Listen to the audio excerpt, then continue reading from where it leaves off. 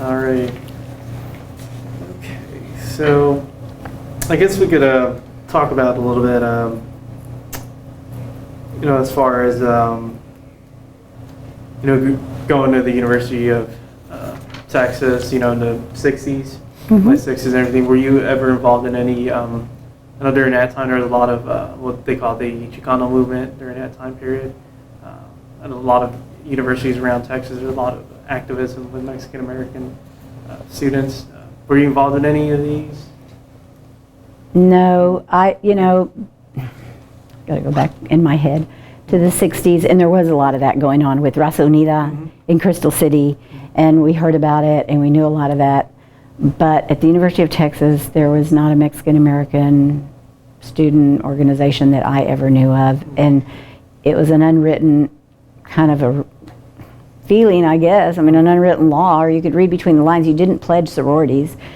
Sororities were closed to, if you had a name like Irma, that was my maiden name. They had Jewish sororities because Jewish students were also closed to the regular pan-Hellenic sorority system, fraternity and sorority system. So that part was closed, but I don't remember. There was a lot of picketing for the Vietnam War, that kind of thing. I was at the university when the shooting from the tower took place. I was walking across the main mall. His whole purpose was to shoot as many students as he could. However, there was a family in the tower that slowed him down. So when he did start shooting, a lot of students had already dispersed. But, I got back to where I was staying that summer, which was a sorority house because they opened it up to everybody then. You could stay in a sorority house because it was so close to the campus. And I just remember people saying there were fireworks coming from the main mall, and someone was having fireworks on the tower. So we go running out to go see what happened, and I actually saw people falling and being shot. So this is on a main, now you hear about school shootings and all this, but back then I think that really started all of it. I mean, because after that there was a lot of copycat shootings, but I saw the main mall being hosed down. It was just a lot of blood. I saw the family coming down from the tower, covered up, but the little boy's leg was sticking out of the thing. Those kind of impressions never leave you. You talk about Latino or Mexican American organizations. There was a Laredo Club, and it was all Mexicanos at the Laredo Club. But it was a border, Laredo of course is a border town, and so it was open to people from the border cities. They didn't like people from San Antonio, or maybe they never said, but it was kind of like, you're not a border girl. And so like my husband was from the border. He grew up in Del Rio, which is on the border del Rio and Ciudad Acuña. That's where he grew up. He was a member of the Laredo Club. But at the time I was barely dating him, but I remember he would go to Laredo Club. So, you brought up that memory when you said that. And also his, a pharmacy fraternity. When he was in pharmacy school, the Mexicanos that were in the College of Pharmacy formed kind of a funny party group, and they called it Chicano, like trying to be fraternity letters, trying to be like fraternity. They just said it was a Chicano. That I remember, and they did that. That was like part, but I didn't belong to anything. But most of my friends were Latinas. I mean, the majority of them. I had, Anglo friends, but the majority that you kind of gravitate to, and where I stayed, all my roommates, they were all Latinas.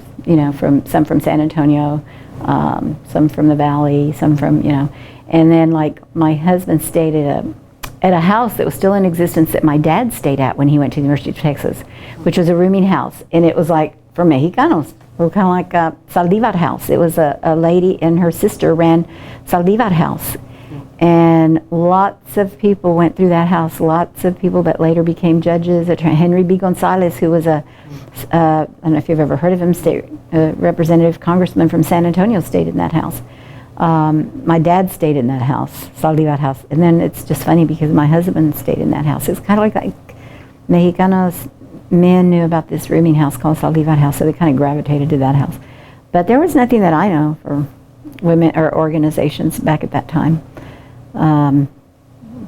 No, I did speak to an organization that was getting started at Texas Tech for women, which was one that they started was Hispanic Student Society, but then they started one just for women, and they asked me to speak to them. So, and I don't know what it's called. That was Texas Tech. That's when I lived in Lubbock. But I think I would have been aware of it if there was one at UT in the 60s. You know, but I was aware of Raza Unida and had a lot of good feelings about Raza Unida and what they were trying to accomplish. Yeah. You know, and being a sociology major, all of that interested me. Okay. And let's see here. Let's see, and you know, are you currently involved in any other social or political organizations? Well, I'm a founder of the Texas Latina List, Okay. which is, we started out as North Texas Latina List. It's a political organization. It is partisan. It's progressive, democratic, progressive, with the mission of getting Latinas elected. We started with trying to get Latinas elected in North Texas because we're tired of hardly any women ever getting elected. It's just like really difficult. As it is, there's few men, Latinos, that are elected, but there's a lot more of them. So our mission is to get women elected because we feel we have a lot to offer. So I am a founding member of the Texas Latina List, which is now the Texas Latina List, and we raise money, and we have gotten several people elected. Right now we're working on a school board race and another race in Austin, but we've gotten Just of the Peace is elected. We've gotten state representatives elected. We got the very first Latina elected in Flower Mound, Ana Reyes on the city council. So we, myself and about 3 or 4 other women, just started talking one day and said, we've got to do something about getting Latinas elected. So we formed the Texas Latina List. Another organization that I helped found back in Lubbock was the Hispanic Women's Network, which is a statewide organization. I was one of the original founders of that. And then I moved to Fort Worth, and so I joined it right at the beginning stages of that. So that was another one. I was a LULAC member back in the day, GI Forum, all of that back in the 70s, 60s. So I've always, but I never did ignore other organizations. I was actually a member of the Junior League, which is very, very Anglo, I guess you could say, with very, very few Latinas. And I was invited to join, and I joined with the purpose of trying to get a little more diversity going. So that was in Lubbock, and I was a member of the Lubbock Junior League, and then I was a member of the Fort Worth Junior League as a sustainer, because by the time I moved to Fort Worth, I was already past the age, so then I was just a sustainer. So I've always pushed for, and I've told my daughters, don't forget who you are and your roots, but you're part of a larger society as well. And you have to be at the table. You have to be a part of being at the table, decision making. So I encourage young women to get on boards and commissions. That's where decisions are made. Not just be a member of things, but take leadership positions, take an officer position, get on boards where they set policy, where they make decisions for the community. Because if you're going to gripe and you're just not happy with how things are, you have to be you have to be at the table. That kind of thing. So I've always tried to be at the table when I can. But, those younger years, I participated in a lot of different organizations. And part of it is social. A lot of it is social, meet people, you network. And but yeah. So. Now, as far as just a little bit about LULAC and American GI Forum in Lubbock. Yeah, that was early. LULAC,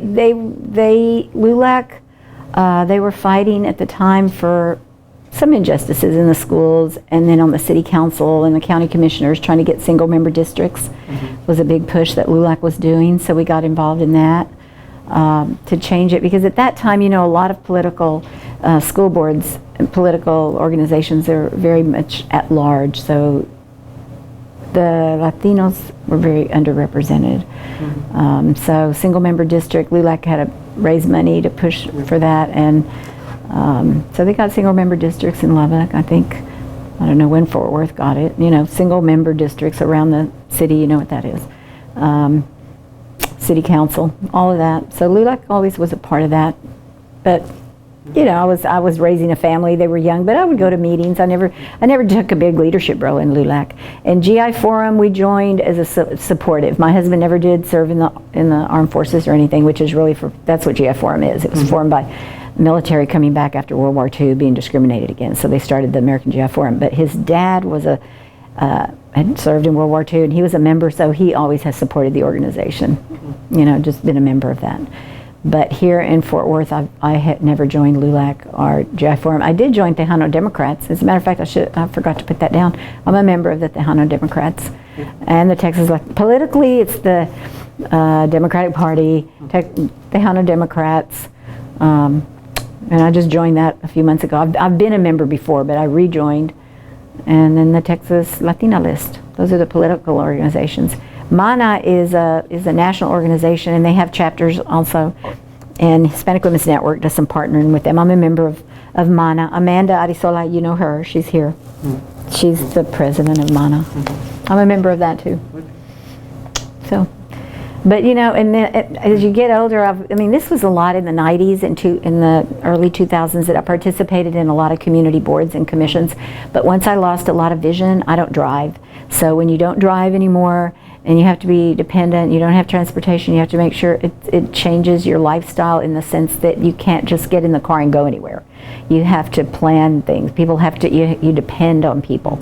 I learned how to ride the bus. I'd never ridden the bus in Fort Worth. I mean, because I always had a car. I always drove a car.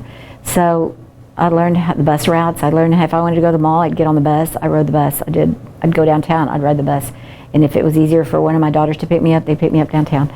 So, but now in River Oaks, I live in River Oaks, and River Oaks has no transportation system. They have, and that used to be an area I served when I was a social worker with Meals on Wheels, and I used to get very frustrated because a lot of my clients didn't have transportation to the doctor. MITS, which is medical transportation through the T, does not go to River Oaks because the city of River Oaks does not pay whatever it is they're supposed to pay to the T. So there are no buses in River Oaks, and there's no medical transportation, and there's a lot of elderly people that live there. So I've actually thought of getting involved politically to run maybe for something at River Oaks City Council or something, just on that one issue almost, because it just is very frustrating. That the T, you can see the T, and it goes just so far, but it does not enter River Oaks. And I've actually thought of that. I thought, you know, put my money where my mouth is or something and go over there and run for city council and shake them up, because there's no excuse for that in modern society, that there's no transportation. But then look at Arlington. They don't have mass transit either. And that's a big city. And I think it's extremely embarrassing for the people that live in Arlington, that they can't seem to get buses running in the city of Arlington. So then I guess I can't grab, because River Oaks is only 2.5 square miles. I know, that's kind of, That's a good point. Let's see, as far as, you know, relations with African Americans. yeah, that was kind of an unusual question. Yeah. I have a lot, I mean, that sounds funny. I have a lot of friends there. I've never had a problem with African Americans. What I have found over the years is that it seems like sometimes it's two groups vying for the same political power. It's almost like you would think two minority groups would work together and should figure out a way to work together, but my experience has been is that they kind of vie for their own little niche, and they can't seem to work together all the time. And that's why I told my husband, just put vying for power. That's kind of political power in the sense of that. I don't know how else to explain it. And sometimes, like for single member district, they've come together, the two groups, the two minority groups, because they're trying to edge out their little area where they can get black representation, and then the Mexicanos get their representation. But a lot of times it seems like there's some jealousies there.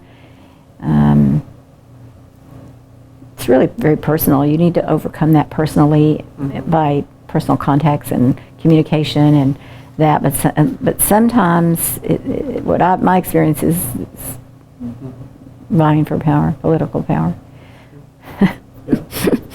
like, just take what happened in Dallas. Domingo Garcia was running and Mark Vesey was running. I know both of them. They're both good people. That district was carved out specifically to get representation from a Latino. It was carved that way because the population there's like 80% Hispanic. And who won? The African American. Because they're better organized. They really are. They're better organized politically than the Mexicano is. And I use Mexicano, Latino, Hispanic all interchangeably because I think it's all the same. Sometimes I say Latino because that's kind of the LA, that came out of LA. They started saying Latino and Latina. Because when I was little, it used to be Latin American. But then they fought that because Latin American was very Latin American. And if you're Mexican American, you're really not Latin American. And LULAC was League of United Latin American Citizens. That was it, because we were called that. Well, then they fought that, and then we became Hispanic. And then some people became Chicano. But the older generation, like my dad and my uncles and aunts, they could not stand the term Chicano because they felt it came from chicanery, which is a very low-life person, kind of a slick, sleazy kind of person. So he never liked Chicano. Chicano never bothered me. To me, Chicano was just an American born in the United States that had Mexican descent, you know. But the Mexican people in Mexico would always criticize Chicanos. I mean, I had relatives that lived in Mexico, and they would talk to us kind of like we're like nothing. I mean, in other words, we're not really Mexican because we don't live in Mexico, and then we're in the United States. But they would always see that the United States would treat the Mexicans like second class. You know, what is that term? The red-haired stepchild. Basically, so it was like we were, and that's the way it was. We were kind of, and you know, and they had terms for us. So we've always been kind of in between. But you know, and my grandparents, I had grandparents that were here for 4 generations before, when this was Mexico. I mean, they were on this side of the Rio Grande, so that was Mexico. You know, it was colonized by Spain. I mean, it was, you know, New Spain. It was Mexico, but they lived in what was Mexico. But then when the Treaty of Guadalupe Hidalgo in 1846 or something separated it, well, I had relatives on that side of the Rio Grande, and I had relatives on this side of the Rio. So these had been here for generations, 4 and 5 generations. But now, like on my father's side, his parents came from more of the interior in Mexico, and then they moved to Mier, which was in Mexico still, but then they moved into San Antonio like in the 1800s, 1880s. They moved to San Antonio. So basically, on paternal side of the family, I'm 2nd generation. But on my mother's side, I'm like 5th. They're here forever. You know. I guess finding a starting point here. And yeah, I feel like we touched on everything. Yeah. It's just, yeah. So you could go ahead and